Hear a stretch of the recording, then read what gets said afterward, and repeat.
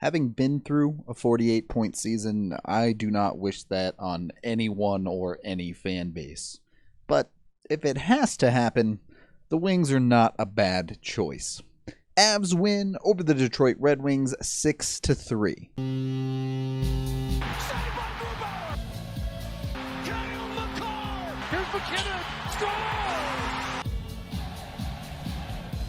While it took a while for the scoreboard to catch up with the way this game was being played, the Avs pretty much dominated this game wire to wire. Outside of Jimmy Howard, who despite giving up 5 goals while in net in this game looked pretty good, Detroit just could not keep up with the Avs in most facets of the game. In fact, for Detroit to come out with a lead after the first period was much more the Avs beating themselves and getting a bit unlucky than anything Detroit did. Certainly, on the first goal of the game, 2.5 minutes in, it was just a brutal mistake by the Avs. Just a simple dump in by Detroit that's going to rim all the way around, and you'll see Zadorov going back to collect it. It does bounce off pretty hard, but it does come right to Zadorov's tape. And Z just completely forgets how to handle a hockey puck from here, continually fumbling it all the way through before turning towards the boards and just losing the puck entirely, as Larkin swoops in and is able to take it away.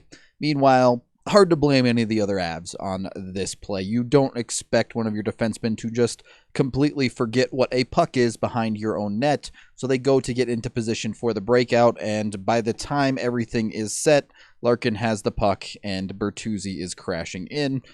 Perfect world, Belmar reacts a little bit quicker, maybe is able to get into the passing lane here as Larkin comes around on the far side and is easily able to hit Bertuzzi, leaving basically no chance for Francouz to make a save, but really, Z just cannot turn that puck over.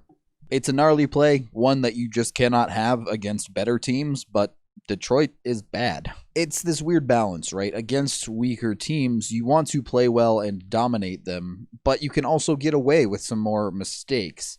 Granted, you want to work towards cleaning those up, as you are going to face better teams, but you know what? Better to make those mistakes against a Detroit than, say, St. Louis. So the Avs go down 1-0, but as I said, that really did not represent the rest of the flow of this game, as the Avs would outshoot Detroit 18-12 in the first, and the disparity would only get worse from there. The rest of the period was kind of strange, as it would be a myriad of penalties. In fact, over half the period would be played on special teams, and unfortunately, the Avs would get 4 power plays to Detroit's 2, but no goals would go in the back of the net. Now, there are some caveats here. I do think some of those Avs power plays did look significantly better, even if they did not produce, and the Avs did hit 2 posts, so they were coming close.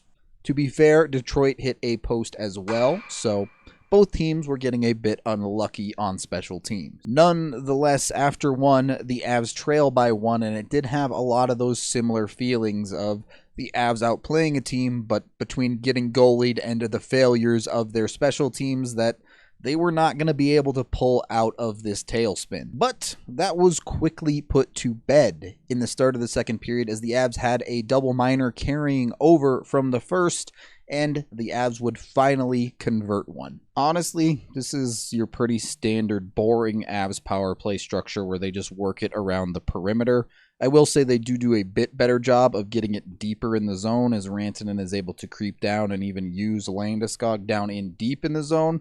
So that's something, right? You can see it does get Detroit to commit all the way down to the hash marks. At least a little bit more effective than literally keeping the puck in the umbrella and never getting even below the half wall.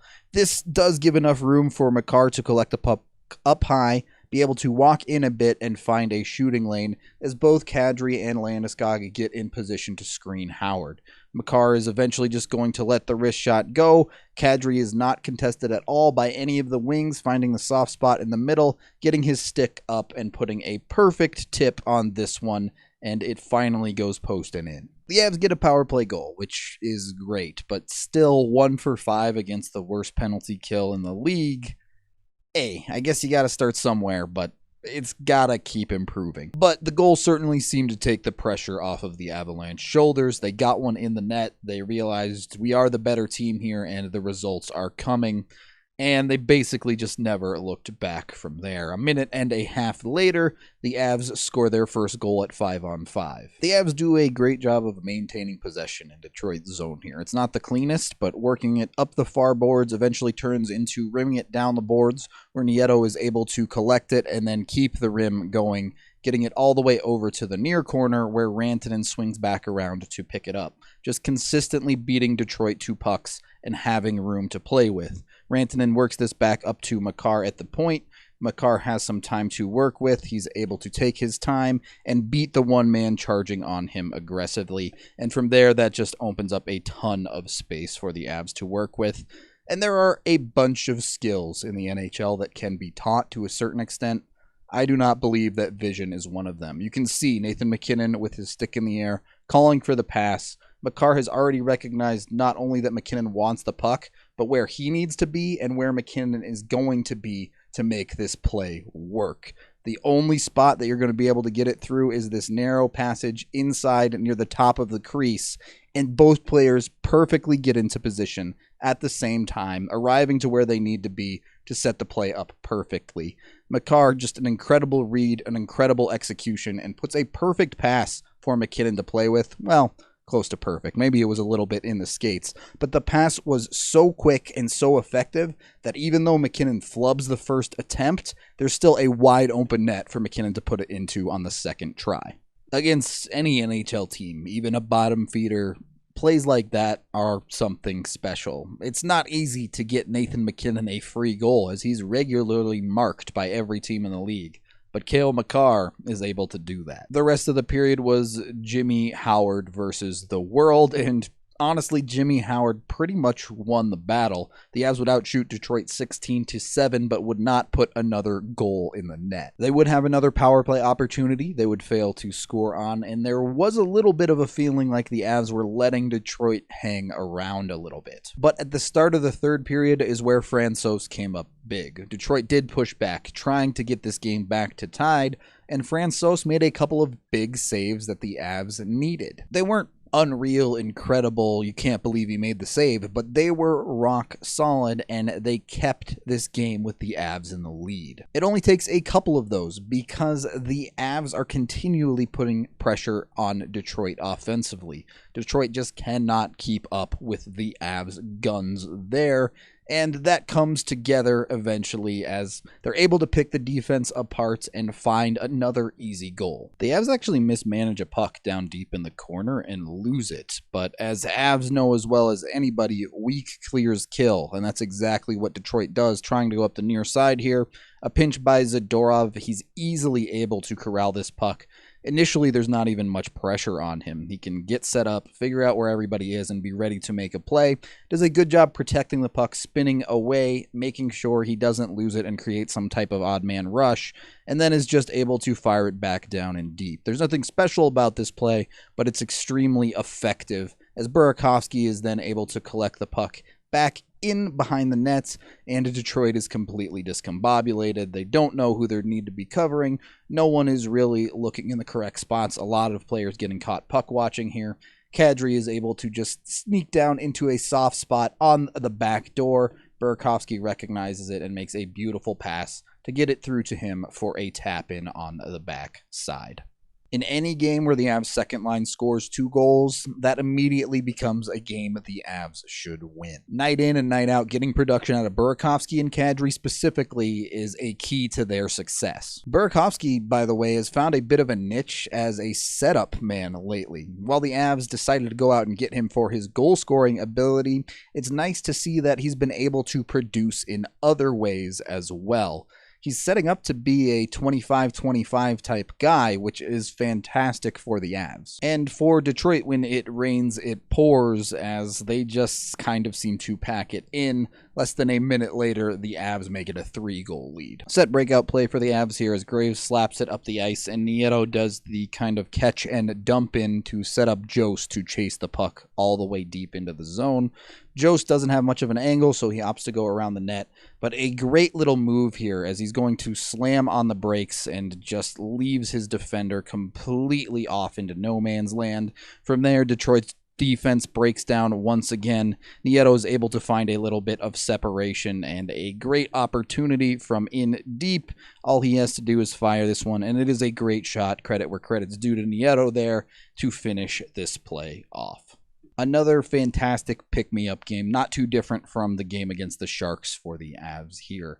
Getting everyone rolling on offense again as they head into the All-Star break. Some confidence is nice. The game was pretty over at that point. In fact, that would end up being the game-winning goal because the Avs got a little bit sloppy in garbage time. I'll show you the goals, but it never really felt close. A bunch of funny bounces here as the Avs just aren't quite able to pick up the puck. Cole blocks a shot, but it ricochets out back to Detroit. From there, Zadorov does a good job of getting in a passing lane, but he just doesn't quite get enough of the puck. Again, it bounces back to a Detroit player. And then Kadri just makes a crazy decision to go for a dive here that covers absolutely nothing, leaving a ton of space for Larkin. Good chance to try and back check by Nichushkin here, but Larkin's able to fend it off, and he just catches Francouz a touch off of his angle with an unexpected backhand shot here with Francouz moving to his side, and it just sneaks by him. If that left anybody a little bit worried, the Avs would answer back a few minutes later with a very fast-moving play. It's not super clean, but Girard breaks the puck out up deep up the ice, and then it bounces around a little bit. A couple of touches here, a couple of touches there. It leaves Kadri to collect it and head into the zone. He makes another rough pass, but it does eventually get down deep to Burakovsky. And that's the thing. The Avs' speed is so lethal because at times they can get away with not the cleanest play in the world because they're just able to outspeed the other team and get to pucks that many teams wouldn't, or throw a team a little bit off their game because they're not quite in position. So Burakovsky collects it, circles the net, just finds Graves at the top, back at the point where he has tons of room to take his time, pick his spot, wind up. He probably has the heaviest shot, at least slap shot, on the team, and this one rifles up, bar down. Avs would give up another one with 2 minutes to go in the game. That was pretty irrelevant, and that would allow the empty net to happen, which Nathan MacKinnon would then put the puck into. Maybe all part of the plan, as that marks McKinnon's 30th goal on the season heading into the All-Star break. With 33 games left on the schedule, also, McKinnon does not even need a point per game for the rest of the year to break that 100-point barrier. The Avs outshoot the Wings 46-25, and this is the fruits of the Avalanche's offseason. When everything is clicking together for this team, they can score top to bottom, significantly more dangerous than they have been in years past. It might not be the cleanest game at times. They're certainly never going to be perfect defensively, but they can drop 6 on anyone at any time, and against weaker teams, that gives them some easy games. Heading into a 10-day break, you take the easy game every single time. The Avs are on a 3-game winning streak, and they've set themselves up in a great spot to be one of the best teams in the league post-All-Star game. This is part of why I love hockey. One week, everything's going wrong, and people are hitting the panic button. The next week, the Avs can do no wrong, and everything is falling into place. It can turn on a dime, and the Avs have consistently been able to turn that the right way if you give them enough time. That is the end of this game video review. Thank you for watching. As always, head on over to thednvr.com. Consider signing up for a membership, not only to support us, but to check out a bunch of our awesome premium content that we have. I am Rudo, and given what's going on with some other teams in Colorado right now, cough, cough, the Rockies, safe to say in Sakic we trust. Avalanche time, come on, grab your friends. We're going to the playoffs again with Nate the dog and Gabe the babe. The fun isn't over yet, it is Avalanche time.